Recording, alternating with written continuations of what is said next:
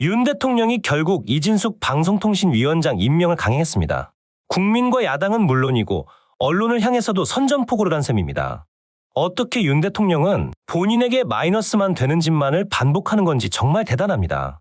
대한민국을 올바른 방향으로 이끄는 움직임. 영상 시작에 앞서 혹시 괜찮으시다면 구독과 좋아요를 정중히 부탁드리겠습니다. 윤 대통령이 이 위원장 임명을 강행하면서 더불어민주당 등 야육당이 이 위원장에 대한 탄핵 절차에 착수했습니다. 민주당은 윤석열 정권의 방송 장악 시도는 독재자의 길을 가겠다는 선언이라며 탄핵 소추안을 만장일치로 당론 의결했습니다. 이진숙 위원장이 취임 첫날 위법 소지가 있는 2인 체제로 공영방송 임원 선임을 강행했고, 박문진이 낸 기피 신청의 당사자면서도 불법으로 회의를 소집해 셀프 기각했다는 점이 위법하다는 설명입니다. 또 MBC 간부 재직 시절 직원 사찰과 노조 탄압 등으로 보여준 언론 자유에 대한 편향된 인식도 이유로 들었습니다. 민주당은 탄핵 절차와 함께 현재 박문진 이사 임기가 끝나는 오는 12일 전에 방송 장악 국정조사도 추진하겠다는 방침입니다. 이와 관련해 국민의힘은 민주당의 습관성 탄핵 중독증이 극에 달했다면서 강하게 비판하고 나섰습니다. 본인들이 탄핵이라는 말이 나오게끔 행동하면서 대체 왜 자꾸 야당 탓을 하는 건지 도통 이해할 수가 없습니다. 윤석열 정부가 인사임명을 상식적으로 했으면, 그리고 어쨌든 그렇게 해서 앉은 자들이 정상적으로 일이라도 했다면 아무도 뭐라 할 사람이 없습니다. 그런데 그게 아니었잖아요. 실제로도 윤 대통령이 임명을 강행해 자리에 앉은 자들은 하나같이 전부 사고를 쳤습니다. 그러면 그렇지라는 말이 떠오를 정도였다는 겁니다. 집권 이후로 끝없이 지적되는 문제였음에도 이를 무시한 채 지금과 같이 막무가내로 진행하고 있는 게 윤 대통령입니다. 본인들이 지금 계속 강대강으로 해보자고 난리를 피워대고 있으면서 상대가 가만히 있기를 바란다는 게 더 이상한 거 아닌가요? 지금 보수 언론들이 윤 정부를 향해 내고 있는 비판의 목소리만 봐도 그 심각성을 알 수 있습니다. 동아일보는 방송 장악을 위한 사생결단식 대결이 국정을 파행으로 몰고 가고 있다고 지적했습니다. 동아일보는 특히 절차를 생략해가며 공영방송 이사 선임을 강행하는 이진숙 방통위 체제를 지적했는데요. 동아일보는 사설에서 8월 12일과 31일 각각 임기가 끝나는 MBC와 KBS 이사 선임이 통상 절차를 생략해야 할 만큼 부득이하고 긴급한 안건일 리 없다면서 야당의 탄핵안 표결에 앞서 공영방송 이사진을 여당에 유리하게 바꿔놓으려는 꼼수라 해야 할 것이라고 했습니다. 한편 보수 언론들은 공통적으로 윤 대통령이 스스로 강대강 매치를 불러오고 있다고 지적하기도 했습니다. 윤석열 대통령이 지난 31일 극우적 발언과 반노동 인식을 드러내온 김문수 경제사회노동위원장을 고용노동부 장관으로 내정한 것과 관련 중앙일보는 태극기 집회의 단골 연사였던 그는 보수 진영에서도 보수색이 너무 강하다는 평가를 받는다며 그런 김 후보자를 고용노동부 장관으로 내정한 것은 야권과 노동계에 밀리지 않겠다는 윤 대통령의 뜻으로 해석된다고 짚었습니다. 그리고 중앙일보는 사설에서도 비판을 이어갔는데요. 중앙일보는 김 후보자의 극우적 발언을 열거한 후 그런 그가 노동계와 국회를 제대로 설득할 수 있을지가 의문이라고 했습니다. 중앙일보는 108석의 여당만으로는 국회에서 할 수 있는 게 없는데도 야당을 자극하는 오기로 비칠 인사가 거듭되고 있다며 그러니 대통령이 보수 유튜브만 본다는 세간의 인식이 생긴 것이라고 지적했습니다.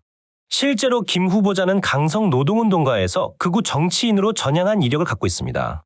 1970년대 노동운동에 뛰어든 뒤 1994년 국민의힘 전신인 신한국당, 한나라당 소속으로 3선 국회의원과 경기도지사를 지냈고 이후 전광훈 사랑제일교회 목사와 자유통일당을 창당하는 등 극우 행보를 보인 인물입니다. 이진숙에 이어 김문수까지 정상적인 인물들이 하나도 없습니다. 특히 이진숙의 경우에는 언론이 지적한 대로 공영방송 이사 선임까지 정부는 작심한 듯 무리수를 남발했습니다. 이 위원장 등은 비공개 전체 회의를 열고 KBS 이사와 MBC 대주주 방송문화진흥회 이사 13명 선임안을 의결했는데요. 야당과 언론단체의 반발에도 군사작전하듯 10시간 만에 공영방송 장악을 위한 이사 선임 절차를 끝내며 폭주한 것입니다.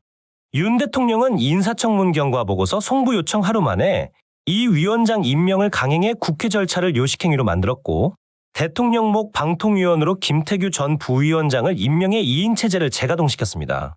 그리고 전체 회의 안건은 24시간 전 홈페이지에 공개해야 하는 방통위 회의 운영 규칙도 무시됐죠. 무엇보다 국회 인사청문회 결과 도덕성, 자질, 준법의식 등 모든 면에서 공직 후보자로서 최소한의 자격도 갖추지 못한 이 위원장 임명을 강행한 것 자체가 대통령 인사의 적격성과 절차를 형해화한 것이라 볼 수밖에 없습니다. 특히 MBC 대주주인 박문진 이사 선임을 일사천리로 밀어붙인 것은 공영방송의 친윤 방송 만들기라고밖에 보여지지 않습니다. 정부가 표방한 공영방송 공정성의 재정립이 의도였다면 정권을 불문하고 반복되는 방송장악 논란의 악순환을 이참에 끊는 전환적 발상이 필요했습니다. 국회의장 중재 제안 등도 있었지만 이 공론화 절충 기회를 걷어찬 것은 정부 여당이었죠. 방송장악 폭주로 인한 사회적 갈등과 파국의 책임은 오롯이 윤 대통령에게 있다는 겁니다. 방통위 인사는 파행을 반복하고 22대 국회도 개원 후 2달 동안 정치 실종을 넘어 진공 상태에 빠진 상황입니다.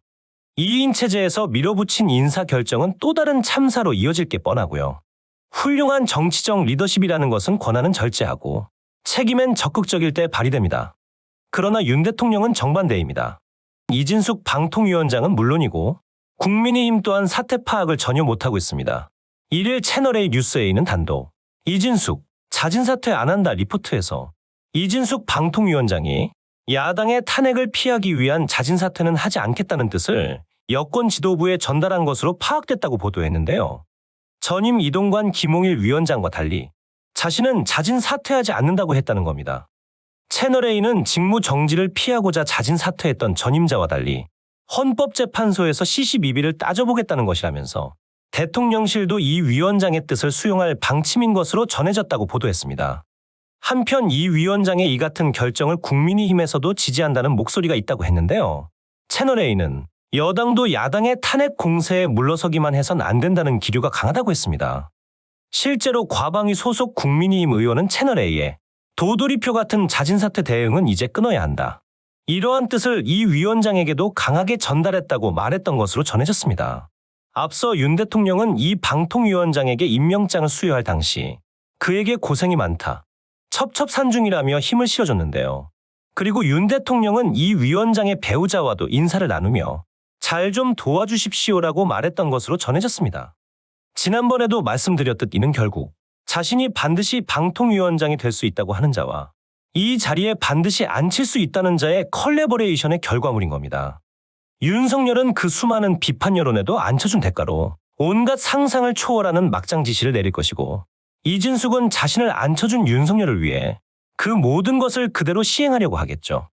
이 위원장의 과거 행보를 생각해 볼 때 윤 대통령이 지시한 것 외에도 본인이 추가로 무슨 일을 벌일지도 모를 일입니다. 이 위원장과 국민의힘의 이런 발언들은 이런 관계를 잘 알기에 나올 수 있는 것입니다. 지금 정부가 해결해야 할 중대한 현안들이 산적한데도 이 정부의 관심은 오직 KBS, MBC 장악 하나뿐입니다. 집권 후부터 지금까지 이런 식으로 입을 틀어막고 여론이 좋았던 적이 단 한 번이라도 있었습니까? 지난 총선에서 이기기라도 했습니까? 아니면 총선 이후로 지지율이 대폭 상승하기라도 했나요? 그 어떠한 것도 정부 마음대로 이뤄낸 게 없습니다. 그런데도 이 정부는 그 어리석은 짓을 계속하고 있죠.